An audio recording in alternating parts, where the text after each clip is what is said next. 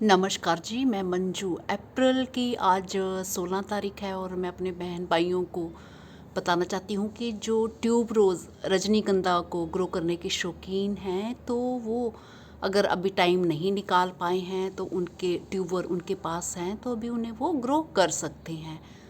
तो मैंने कोई मेरे ख्याल से 5-7 दिन पहले ही जैसे गमले से किसी गमले से निकाल के, छोटा सा पॉट था तो उसमें खूब सारे मेरे ट्यूबर हो गए थे, तो उसमें से निकाल के मैंने ग्रो कर दिए हैं। तो इस टाइम जैसे ही आप मिट्टी में उन्हें दबाओगे और पानी देंगे तो उसके बाद वो एकदम से उनकी न्यू ग्रोथ होना शुरू हो जाएगी। उनके जो प्लांट्स उनके पत्तियां जो निकलना शुरू हो जाएंगी, जो ट्यूबर मिट्टी में दबे हुए थे वो ग्रीन होना, ऊपर से पत्ते दिखना आपको शुरू लग जाएंगे।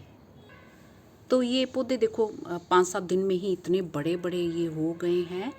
तो मैं क्या करती हूँ कि जब इन पे मई महीने में फूल आ जाते हैं, मई जहाँ मेरे तो बहुत बारी मई महीने में आते हैं, तो जब फूल हो जाते हैं पूरे, कई बार जून में भी आ जाते हैं, तो ज़्यादातर जैसे मैंने मई महीने में देखे अपने गार्डन में, तो उसके बाद फूल आने के बाद मैं क्या करती हूँ कि गमले को बिल्कुल ही भूल जाती हूँ, बिल्कुल भी पानी नहीं देती हूँ, केयर करने की कोई ज़रूरत नहीं है। बस पहचान रखती हूँ कि इसमें मेरे ट्यूब रोज़ लगे हुए हैं। तो अब मैंने वो गमले में से, छोटे से पॉट में से सारे ये ट्यूबर निकाल लिए हैं। इस तरह से ये ट्यूबर है, तो ये निकाल के मैंने ये थोड़े बड़े पॉट में ये जगह जगह दबा दिए हैं। तो कुछ एक क्यारी में लगा दिए हैं। तो ये ऐसे ये गुच्छे में ये एक था, ये ट्यूबर का पूरा ही गुच्छा था, तो कुछ अलग अलग करके ये लगा दिए हैं और ये कुछ इकट्ठे ये निकल आए हैं, इकट्ठे जो लगे हैं। तो मैं आपको उखाड़ के ही बता देती हूँ किस तरह से हैं ये। बस मिट्टी में दबाने हैं, आपको कुछ नहीं करना है।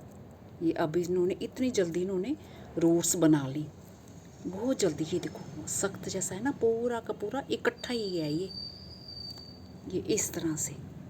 ये देखिए न्यू रूट्स आई हैं इनमें, ये सब न्यू रूट्स आई हैं ये बस ये देख रहे हैं। और बाकी जब ये निकाला था मैंने उसमें से, तो ये जो सूख चुकी थी ये रूट्स हैं और बाकी ये न्यू रूट्स हैं। तो बस यहीं से खुराक मिल रही है, तो बस कुछ नहीं करना है, इसको मिट्टी में जैसे ऐसे दबा देना है, मिट्टी में दबा के मिट्टी चढ़ा देनी है इन पे। तो ये करना है। तो इसको अलग अलग कर भी कर सकते हैं, जैसे ये इकट्ठा गुच्छा है ना ये ट्यूबर का, तो ये इस तरह से अलग अलग पॉट में इसे लगा सकते हैं। तो रूट्स ये न्यू वाली तो बाद में बनी है, ये पुरानी का कोई चक्कर नहीं है, खुराक मिली नहीं मिली इससे कुछ नहीं है, ये बिल्कुल सूख गए थे। तो अब ये पानी मिलने से ये हमारे हरे भरे हो गए हैं। तो इसे अलग जगह में भी लगा सकते हैं, बड़ा पॉट है तो पूरे अलग अलग लगा सकते हैं।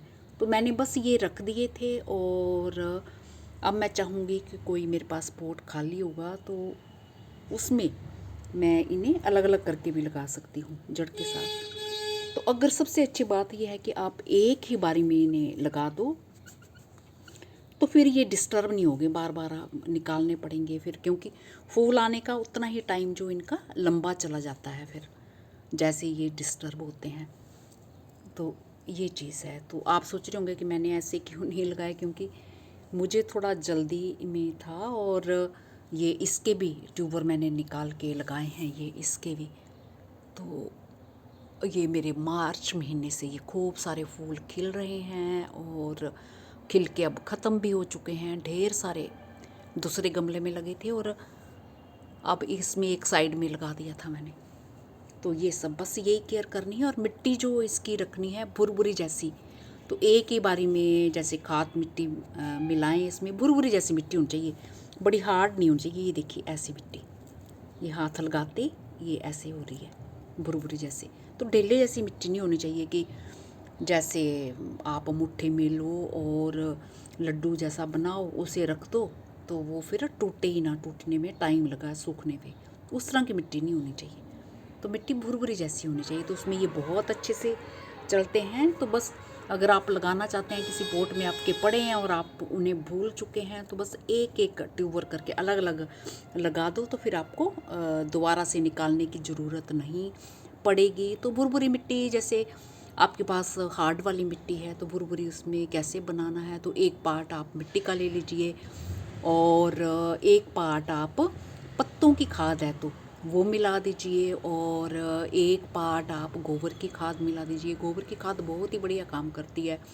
और अगर वो मिलाने के बाद भी आपको लगता है कि मिट्टी हार्ड है, तो एक पार्ट फिर आप सैंड मिला सकते हैं या फिर कोकोपीट मिला सकते हैं।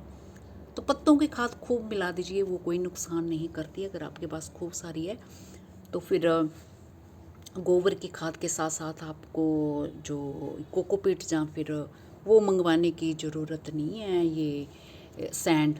क्योंकि सैंड से ये होता है कि मिट्टी फिर हमारी भारी हो जाती है, गमले उठाने भी भारी लगते हैं। और एक टाइम इन्हें पानी देना है अपने, तो अच्छा पानी सुबह का टाइम दे दो, और देखते ही देखते ये न्यू ग्रोथ होना शुरू हो जाएगी, और इनमें साथ के साथ रूट्स बनना भी एक साथ ही शुरू हो जाएगा। तो अभी सुबह का टाइम है, ये मैं अच्छे से दिखा नहीं पा रही हूँ, धूप इस तरफ नहीं आ रही है। तो ये देखिए मेरे एमेरलस लिली, खूब सारे ढेर सारे मार्च महीने से ये खिल रहे हैं। तो इस पर मैं वीडियो बना नहीं पाई, अब सूख भी गए हैं ये काफ़ी। तो मेरा ख्याल आपको मेरा वीडियो पसंद आया होगा, और मेरे बहन भाई जो ट्यूबरोज़ लगाना चाहते हैं वो अभी इन्हें ग्रो कर सकते हैं। और पूरा पूरा साल भर इनकी केयर करने की ज़रूरत नहीं है। जब फ्लावर्स आ जाते हैं, स्पाइक आना शुरू हो जाती है, तो मैं खाद वगैरह भी एक ही बार मिट्टी में मिलाना पसंद करती हूँ। बाद में जैसे ऑर्गेनिक खाद जैसे बनाते हैं घर में, छिलके वगैरह फ्रूट्स के होते हैं, वेजिटेबल्स के होते हैं, 2-4 दिन उन्हें पानी में भिगो के फर्मेंट कर लीजिए, और अब वो अपने प्लांट्स में आप दे सकते हैं। और ये मैंने जो बाहर की वेजिटेबल जो च्योटे लगाना आपको सिखाया था, फ्रूट से उसके ग्रो किया था, तो ये इस तरह से ये मेरी बेल है। ये देखिए ऐसे चल रही है ये। इसी के साथ नमस्ते जी, शुक्रिया। कुछ पूछना चाहते हैं तो आप पूछ सकते हैं।